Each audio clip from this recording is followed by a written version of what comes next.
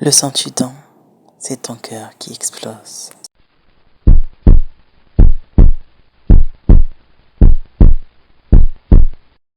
Bienvenue dans Maman Galère. Moi, c'est Mia.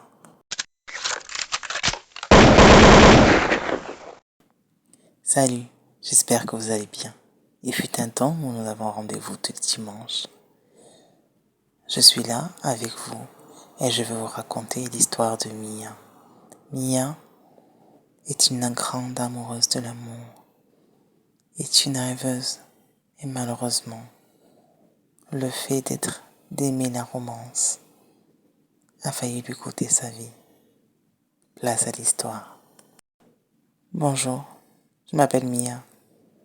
Aujourd'hui, j'ai 42 ans. J'aimerais faire part de mon histoire pour que les jeunes filles qui avaient mon âge à cette époque-là fassent attention. C'était un soir.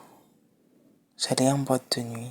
À ce moment-là, je n'avais que 18 ans, permis en poche, aller vers l'aventure. J'étais naïve et joyeuse. J'aimais danser, j'aimais rire. J'étais jeune, quoi. C'est à ce moment-là que je l'ai vu. Robert, du haut de ses 1m80. Imaginez-vous, moi, jeune fille, 1m60, voyant un bel homme me regarder. J'étais un peu craintive. Il me regardait, je le regardais. Et pour moi, dans ma tête, ça s'arrêtait là. J'allais continuer mon chemin, car j'étais promise à un autre. La soirée se finissant, aucun contact, juste contact visuel. Je finis par rentrer chez moi. Je racontais ma soirée à mes sœurs et on en finit par rire. Un mois plus tard, je rencontre ce Robert, loin, qui me regarde. J'avais l'impression qu'il me suivait. Et je me suis dit que, oh, Mia, tu es paranoïaque. Donc je continue mon chemin. Et ça continuait. Je le voyais partout. Dans ma chambre, dans mes rêves, dans mon lit, dans ma salle de bain. Partout où j'allais, je voyais ce repère. Je commençais à en avoir peur. C'était tellement constant que ça devenait une habitude. Je finissais par être habitué à le voir. Et un jour, vu que j'étais habitué pendant 1 an et demi à le voir, il a fini par disparaître. Si vous saviez comme j'ai souffert, j'avais besoin de lui, j'avais besoin de le voir, j'avais besoin de parler, j'avais besoin qu'il soit présent. Je me suis fait avoir. Donc, j'ai commencé à le chercher, pour pouvoir faire ma vie avec lui. Vous vous rappelez que je vous avais dit que j'étais promise? J'avais déjà mon fiancé, que je connaissais depuis que j'étais petite. L'amour que j'avais pour lui, un amour sincère, avait disparu. L'amour que je ressentais pour Robert était totalement étrange. Je l'aimais, mais je ne savais pas pourquoi je l'aimais. Donc j'ai commencé à le chercher. 1 an, 2 ans, 3 ans. La 3e année, j'ai fini par le trouver. Je vous dis pas la scène. Je me suis effondrée. Je lui ai dit que je l'aimais. Je lui ai dit que je ne pouvais pas vivre sans lui. Il m'a regardé avec un sourire malsain. À ce moment-là, je ne savais pas qu'il était content, qu'il savait qu'il avait gagné la bataille et que moi, j'allais perdre ma vie. Il a demandé ma main, on s'est mariés. J'étais heureuse. Je pensais être heureuse. Je pensais l'aimer. Je pensais que c'était l'homme de ma vie. Quand on a eu notre premier enfant, il a commencé à changer de visage. Pour lui, je n'étais plus la femme qu'il avait voulu. Pour lui, je n'étais plus la femme qu'il avait aimée. Imaginez-vous, j'étais coupée du monde. Je n'avais besoin que de lui. Je vivais que par lui. Je respirais que par lui. Un jour, j'allais voir mes parents en leur racontant que ils ne me désiraient plus, ils ne me regardaient plus depuis que j'avais eu notre fils. J'avais perdu, j'étais méconnaissable. C'est alors que mon père a proposé de me faire une ruqya. Je vous jure que je n'étais pas prête. Je n'étais vraiment pas prête. Et même le fait de le raconter, j'en ai des frissons. Il m'a dit, on fait la ruqya histoire de. Mes parents avaient déjà deviné que j'étais ensorcelée par cet homme-là. Mais moi non, je ne savais pas, donc je refusa.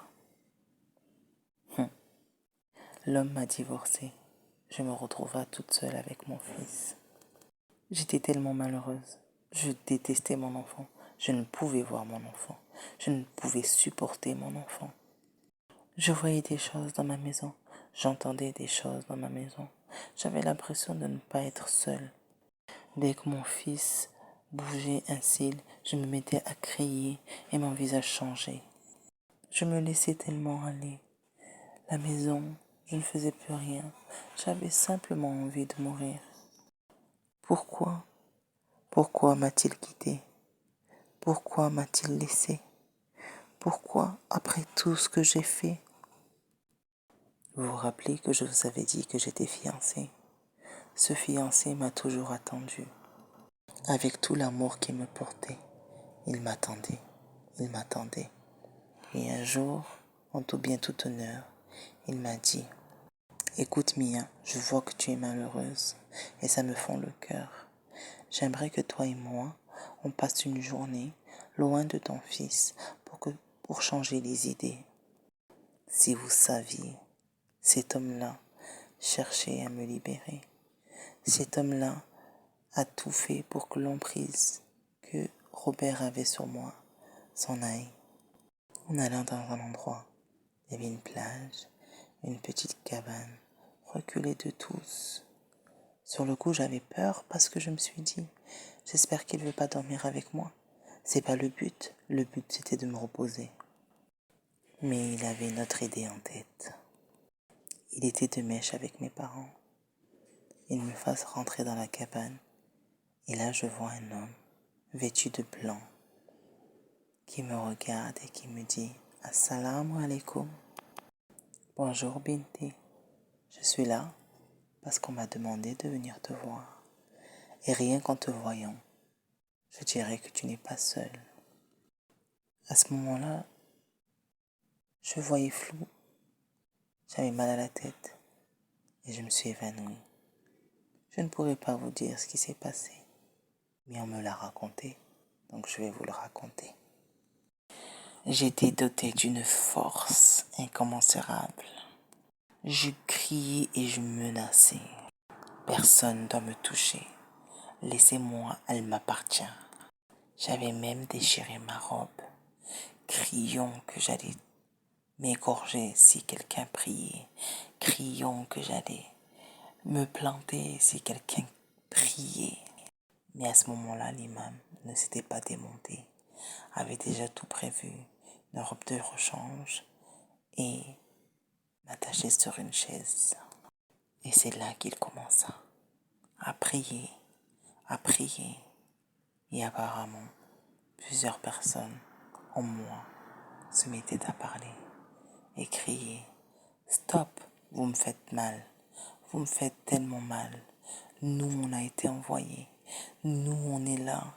Nous, on est là. Nous, on l'aime. On a été envoyés simplement pour qu'elle soit mienne. » L'imam m'a répondu « Qui vous a envoyé? Qui vous a envoyé pour gâcher la vie de cette femme? Cette femme était promise à un homme. Cette femme aimait un homme. Robert nous a envoyés. Robert l'a désirée. Robert voulait que simplement elle voie à travers lui. Ce Robert avait travaillé pour que je puisse être sa femme. Et au moment où on a eu notre enfant, il s'en est lassé.